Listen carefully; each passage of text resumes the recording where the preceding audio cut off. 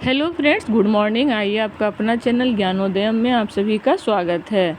आज हम बात करने जा रहे हैं इकोनॉमिक्स से संबंधित एक बहुत ही महत्वपूर्ण प्रश्न का। प्रश्न है कि गरीबी क्या है? बिहार की सामाजिक आर्थिक जनगणना गरीबी निवारण में कैसे मदद कर सकती है? प्रश्न एक बार और सुन लीजिए कि गरीबी क्या है? बिहार की सामाजिक आर्थिक जनगणना गरीबी निवारण में कैसे मदद कर सकती है?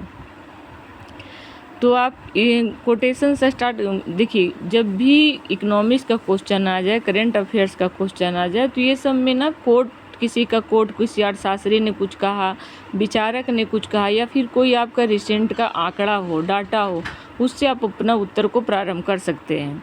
जैसे कि हमने लिखा है कि भारतीय अर्थशास्त्री अमर्त्य सेन के अनुसार सामाजिक आर्थिक समस्या ही गरीबी है। गरीबी इतिहास है उस सामाजिक अवस्था से है जिसमें विभिन्न सामाजिक समूहों में शामिल व्यक्ति अपने जीवन की कुछ बुनियादी आवश्यकताओं से वंचित रहता है। जैसा कि मैंने ऊपर बताया कि कुछ बुनियादी आवश्यकताओं से वंचित रहता है। और हम हमेशा बताते आए हैं कि जब भी आप इंट्रो लिखें, इंट्रो के बाद अगर आपको माइंड में आ रहा है कि मैप, डायग्राम, फ्लो चार्ट कुछ भी आप डाल सकते हैं तो डाल दे। मैंने एक छोटा सा फ्लो चार्ट बनाने का प्रयास किया कि यूएनडीपी के अनुसार गरीबी को 2 भागों में बांटा गया, आय गरीबी और मानव गरीबी। आय गरीबी के में रखे हैं, इसमें व्यक्ति भोजन, कपड़ा, आवास से वंचित रहता है, उसे आय गरीबी कहते हैं। जबकि मानव गरीबी, इसमें व्यक्ति संतोषजनक जीवन स्तर, दीर्घ आयु, गुणवत्तापूर्ण स्वास्थ्य सुविधा से जो वंचित रहता है उसे मानव गरीबी कहा जाता है। चूँकि प्रश्न पूछा गया है कि बिहार के सामाजिक आर्थिक जनगणना गरीबी निवारण में कैसे मदद कर सकती है, तो आप पहले सोचिए कि किसी चीज़ का समाधान पूछ रहा है तो सबसे पहले हमें उन समस्याओं पर गौर करना पड़ेगा जिसके कारण हमें समाधान देना है। तो यहाँ गरीबी निवारण का उपाय पूछ रहा है, तो सबसे पहले आपके दिमाग में आना चाहिए कि आखिर निवारण पूछ रहा है तो इसमें क्या क्या ऐसी बातें होगी जिसके कारण हमें निवारण करना होगा।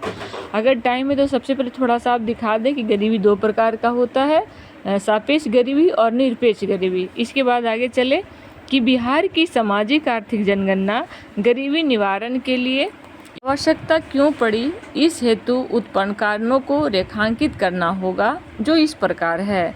जैसा कि हमने पहले भी कहा है कि अगर हमको निवारण बताना है तो कारण की जानकारी होना चाहिए।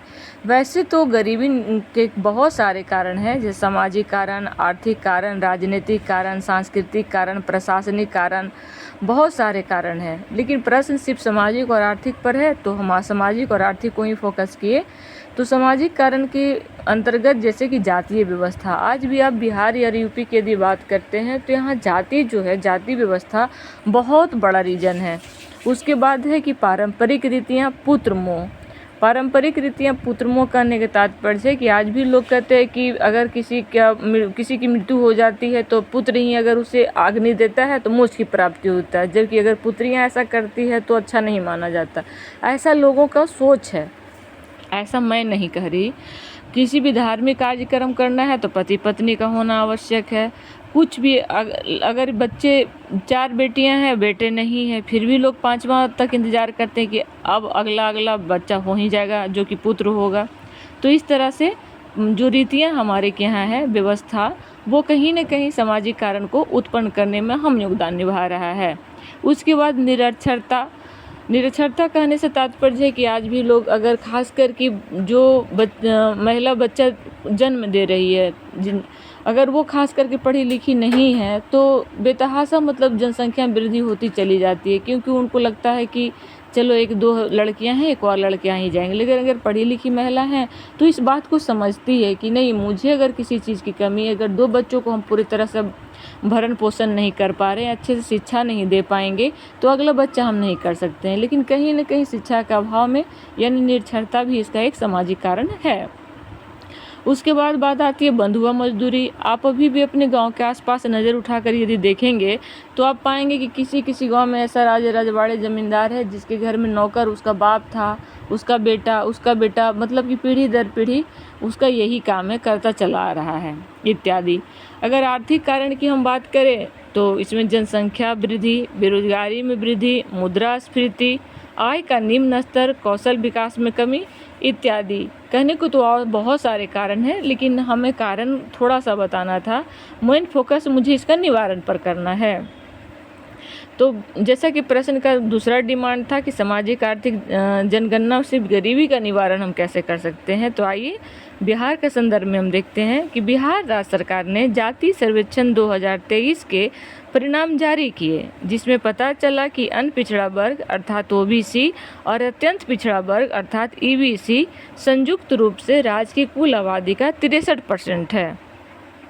माना जाता है कि निष्कर्षों का उपयोग राज्य और राष्ट्रीय चुनावों के साथ साथ विभिन्न कल्याणकारी योजनाओं व सामाजिक आर्थिक गरीबी निवारण तथा लक्षित लाभार्थियों की पहचान करने के रूप में किया जा सकता है। अब निवारण की बात कर रहा है तो बिहार सरकार के द्वारा जो जातीय आंकड़ा प्रस्तुत किया गया था, तो हम आंकड़ा कुछ लिखे हैं जो कि इम्पोर्टेंट भी है, और इससे मदद मिलता है कि कौन सा ऐसा वर्ग है जिसे ज़्यादा किसी चीज़ हमारे जो योजनाएं चलाई जा रही है उन योजनाओं को आखिर किस वर्ग को ज़्यादा आवश्यकता है। तो डाटा अगर आप देते हैं तो डाटा का फ्रेम से ये स्पष्ट हो जाता है कि हाँ, बच्चे को अच्छे से सारी चीज़ को जानकारी है। तो आइए जानते हैं अत्यंत पिछड़ा वर्ग अर्थात ईबीसी 36%, ओबीसी 27.12%, अनुसूचित जाति 19.65%, अनुसूचित जनजाति 1.68, बौद्ध ईसाई सिख 1% से कुछ ज़्यादा, समान 15.5, हिंदू 81.99 और मुस्लिम 17.5। तो आपने इस तरह एक डाटा बता दिया कि हमारे यहाँ हमने दोनों चीज़ को एक ही में समावेश कर दिया, एक धर्म पे और एक जाति के आधार पे कि कहाँ कहाँ किन की जनसंख्या कितनी है। अब चलिए, कह रहा था कि बिहार सरकार द्वारा गरीबी निवारण के उपाय बताएं, तो उपाय में आप बताएं सीएम कृषि ऋण योजना, कौशल विकास योजना, मुख्यमंत्री महिला उद्यमी योजना, बिहार ग्रामीण आजीविका मिशन जो कि जीविका दीदी के नाम से प्रसिद्ध है, मुख्यमंत्री 7 निश्चय 1 और 2, बिहार सौर क्रांति सिंचाई योजना, बिहार स्टूडेंट क्रेडिट कार्ड योजना, बिहार सौर क्रांति योजना। अच्छा, 2 बार रिपीट हो गया। तो इसे आप सबसे पहले तो फ्लो चार्ट में बता दें। अब इसको क्या करें कि डिस्क्राइब कर दें। आप देख लें कि कितने शब्दों में प्रश्न का मांग है, उस हिसाब से डिस्क्राइब करें। यदि लॉन्ग क्वेश्चन है तो ज़्यादा 5 से 6 लाइन में डिस्क्राइब कर दे। यदि शॉर्ट क्वेश्चन है तो एक पॉइंट के बाद 1-2 लाइन भी लिख देंगे तो आपका आंसर सारगर्भित माना जाएगा। तो पहला, बिहार मुख्यमंत्री निश्चय स्वयं सहायता भत्ता योजना। यह योजना बेरोजगार युवाओं को बेरोजगारी भत्ता प्रदान करती है। इस योजना का लक्ष्य अस्थायी राहत प्रदान करना तथा कौशल विकास तथा उद्यमिता अपनाने हेतु प्रोत्साहित करना है। दूसरा है कि बिहार सौर क्रांति सिंचाई योजना। इस योजना के अंतर्गत ग्रिड पावर पर निर्भरता कम कर सिंचाई क्षमता बढ़ाने के साथ साथ कृषि उत्पादकता व किसानों की आय में वृद्धि करना है। आगे आते हैं, जैसा कि हमने बताया था जीविका दीदी। इस कार्यक्रम का उद्देश्य महिलाओं को सशक्त बनाना और ग्रामीण क्षेत्रों में आजीविका को बढ़ावा देना है। वर्तमान में जीविका दीदी ने 10 मिलियन से अधिक आजीविका बनाने में मदद की है। एक बहुत बड़ा आंकड़ा है 10 मिलियन।